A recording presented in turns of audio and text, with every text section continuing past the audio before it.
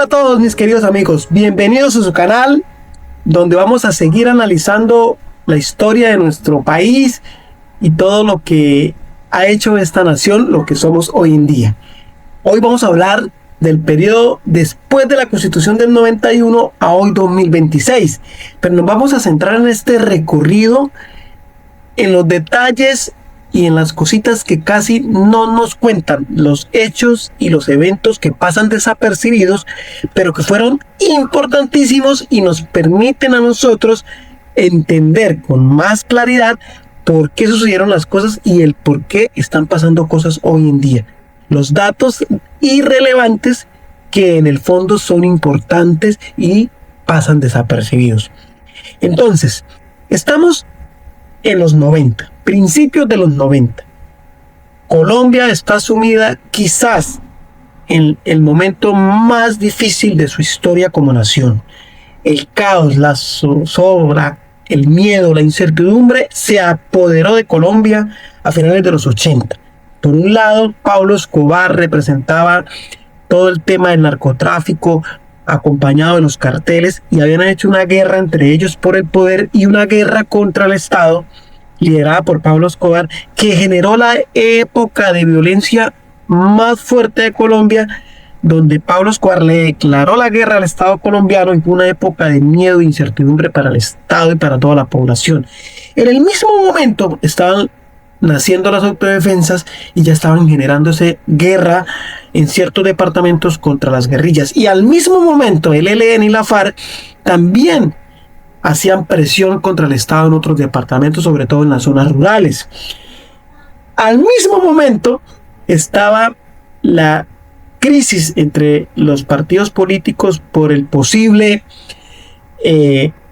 auge del poder del comunismo. Recordemos esa guerra ideológica entre socialismo, comunismo y capitalismo, izquierda y derecha, que desbordó en Colombia en la matanza y exterminio de la Unión Patriótica en los años 80 y principios de los 90. Recordemos que la violencia política de los 90 contra los seguidores de la Unión Patriótica fue un exterminio que hoy en día el Estado está condenado.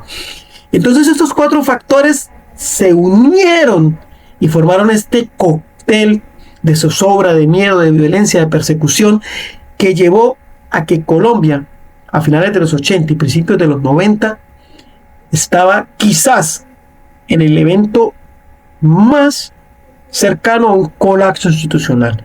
Después del Bogotazo y de la violencia de los años 40, cuando Jorge Luis Encaltán, quizás el evento más fuerte que atentó contra la democracia colombiana y la nación colombiana fue el periodo de crisis de los finales de los 80 y principios de los 90. Fue tan grave la crisis institucional y el problema que tenía Colombia, que este cóctel de violencia y de masacres y de persecución llevó a que 4 candidatos presidenciales fueron asesinados. A tal punto llegó Colombia en su momento, que fue cuando mataron a Luis Carlos Galán, Pizarro, Bateman y otro candidato presidencial de diferentes partidos. Fue un momento terrible para todos los colombianos, donde Colombia casi cae al borde del abismo. Entonces, a pesar de estos, vamos a ver los datos que pasaron para salir de esta crisis y encaminar lo que hoy en día es Colombia. Primer evento político y lo que no nos han contado: la séptima papeleta, ese gran movimiento estudiantil que originó la constituyente del 91. Pero aquí hay un dato que quizás pocos profundizamos y no nos han dicho, y es que la séptima papeleta no fue una alianza ni una idea de las clases políticas colombianas. No. Nació de los estudiantes y no tuvo validez. Si usted no sabía, mi querido amigo, la séptima papeleta no fue reconocida, ni tuvo decreto, ni tuvo legislación, ni fue avalada por la registraduría, ni tuvo una validez jurídica. Fue un documento liderado por los estudiantes que dijeron en su momento: venga, Colombia se va a acabar. Si nosotros no nos unimos, no cambiamos las reglas de juego, no hacemos un pacto por Colombia e implementamos un nuevo en línea, una nueva visión, esto se va para el carajo. Y fue así cuando los estudiantes empezaron en las diferentes universidades. Y ojo acá, sin redes, sin Facebook, solamente con teléfono. Se llamaban y se comunicaban unos con otros, los papás, donde empezó la idea de que tocaba hacer una constituyente. Pero no fue avalada, fue ilegal, digámoslo desde el punto de vista jurídico, nunca tuvo validez. Y no se quería, en el primer intento no tuvo la aceptación, no creían en esta idea. Pero los estudiantes fueron tan fuertes que el movimiento siguió creciendo en todo Colombia y se llamó Movimiento Séptima Papeleta. ¿Por qué se llamó Séptima Papeleta? Porque resulta y pasa que en las elecciones habían 6 tarjetas para elegir 6 cargos: presidente, gobernación, asambleas, alcalde y una consulta interpartidista liberal. Esas estaban avaladas y los estudiantes propusieron incluir una séptima papeleta, que es la que vemos ahí, donde decía voto por Colombia, y la pregunta era si está de acuerdo con que se haga una constituyente. Fue tanto que nunca se supo cuál fue la votación. La registraduría no contó porque no estaba validada, era una fotocopia, y era la séptima papeleta, no se entregó, se incluía y el que quería la marcaba y incluía ahí, pero la séptima papeleta nunca se contó, no fue legal. Pero aquí viene lo importante y donde debemos entender dónde residen los cambios y dónde reside realmente el poder. Como el movimiento creció a nivel nacional y todo el mundo empezó a mover la séptima papeleta expidiendo la constituyente, porque todo el mundo quería la paz, pues al final el Congreso de la República y el presidente, que ganó Gaviria, después de haber hecho las elecciones a los 2 meses, le dio un decreto y le dio validez, y ahí fue donde se convocó la constituyente del 91, que cambió como tal ese panorama que traía y hizo un pacto por Colombia, y es lo que empezó a regir nuevamente para nosotros y calmó ese momento de zozobra y logró direccionar el país. Fueron los jóvenes los que realmente tomaron la decisión, y la séptima papeleta no tuvo validez, y no fueron los partidos políticos ni los grupos tradicionales, fue la gente del común, porque el poder reside en el pueblo. Segundo hecho político, el Plan Colombia. Resulta y pasa que con la llegada de Álvaro Uribe en el año 2000, el Plan Colombia fue una estrategia dirigida por Álvaro Uribe.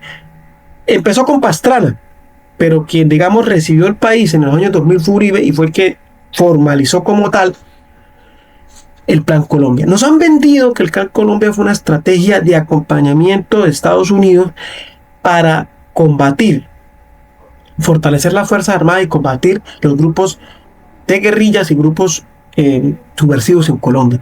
Y lo venden como un éxito. Pero lo que usted no sabe, mi querido amigo, es que a la fecha van más de 20.000 millones de dólares invertidos por parte de la agencia, por parte de Estados Unidos, y de esos 20.000, ni un peso llega al presupuesto nacional.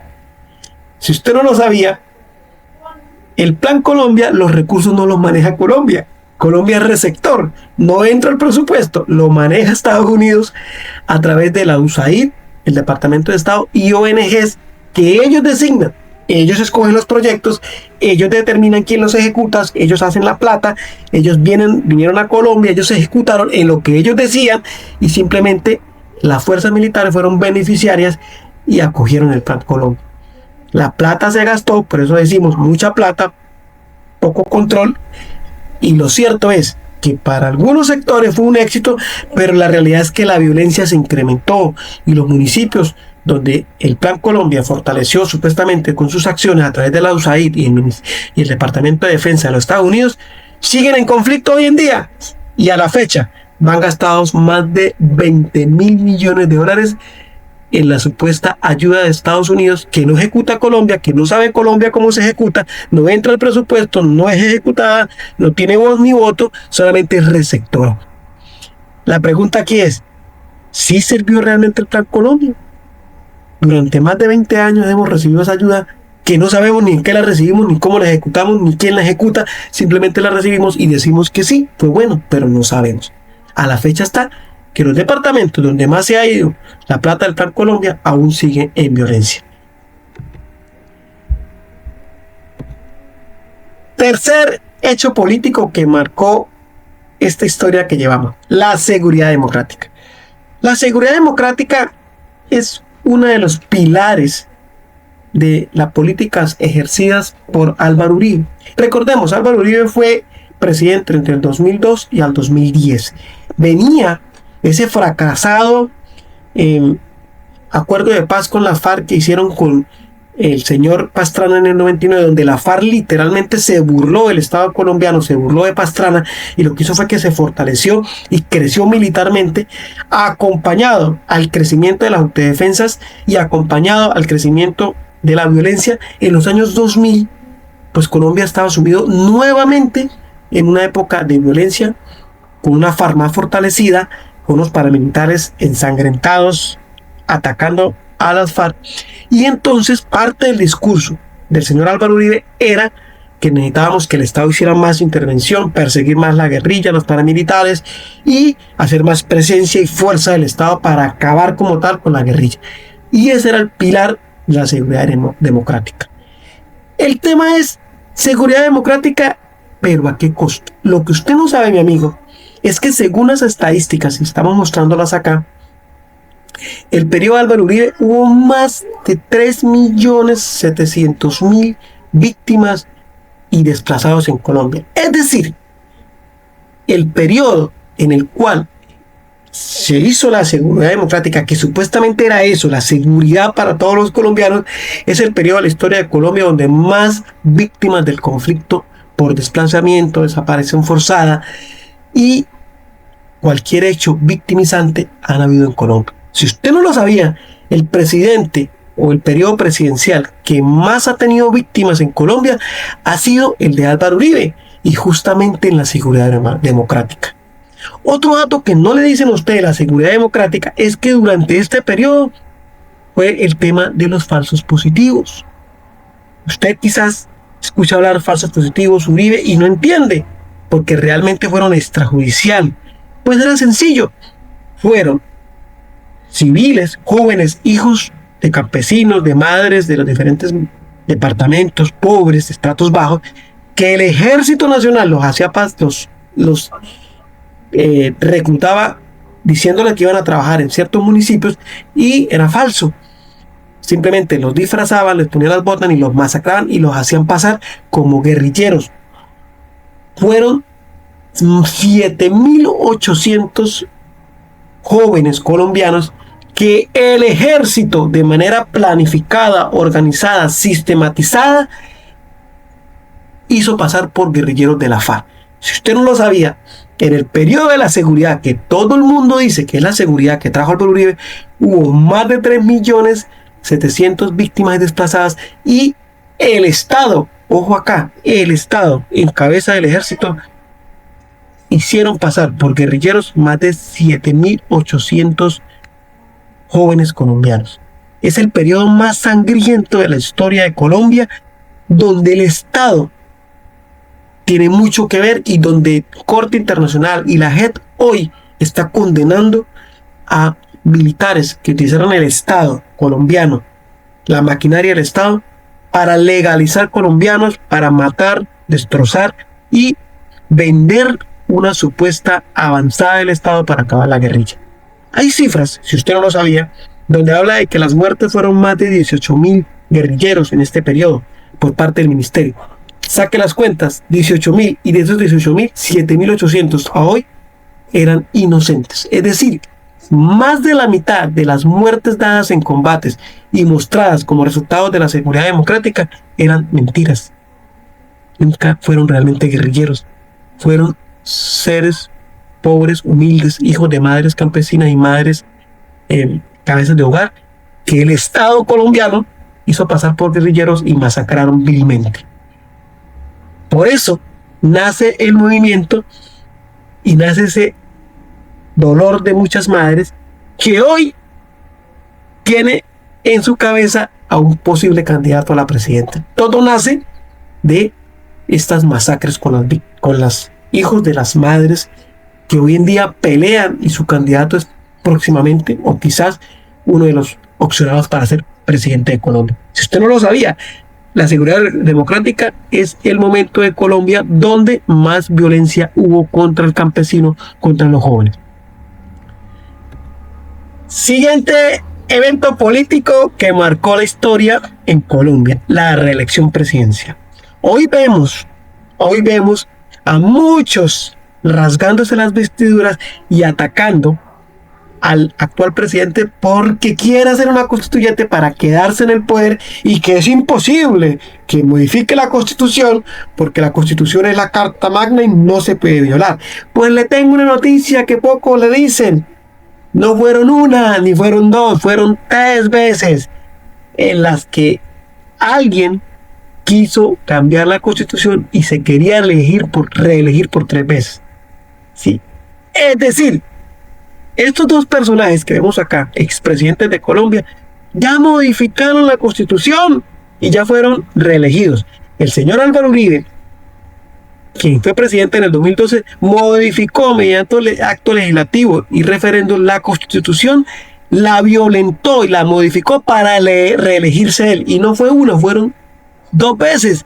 Y iba por una tercera, volver a modificar. En la tercera fue ese gran escándalo de la GIS política, donde de manera descarada compraban votos de los congresistas para que votaran en sí a favor de una tercera reelección.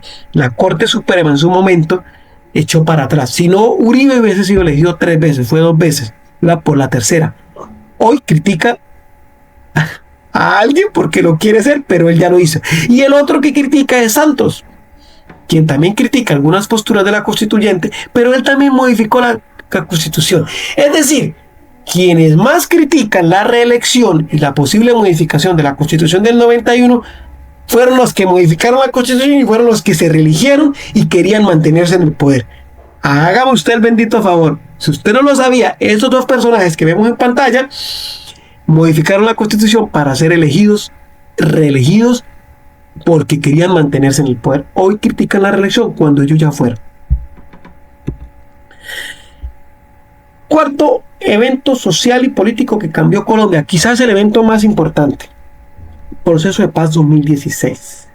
Pero hay algo que no le han dicho, o unos datos acerca de esto. Primero, Santos le preguntó a través del plebiscito a los colombianos si estábamos de acuerdo, y el plebiscito perdió.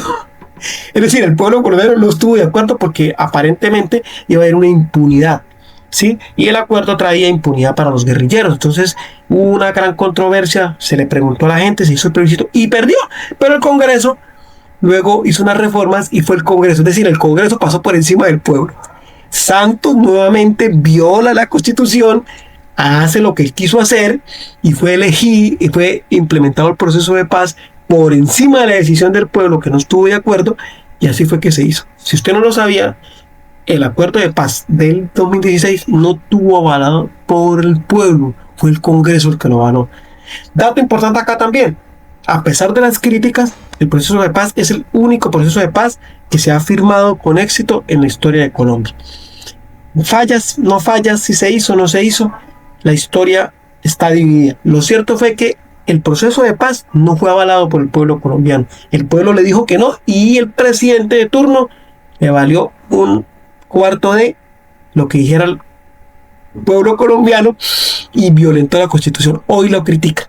Para mal o para bien, la búsqueda de la paz es importante y hoy unos juzgan, otros critican. Lo cierto fue que el pueblo no lo aprobó y por encima del pueblo se hizo lo que el presidente de su momento quería.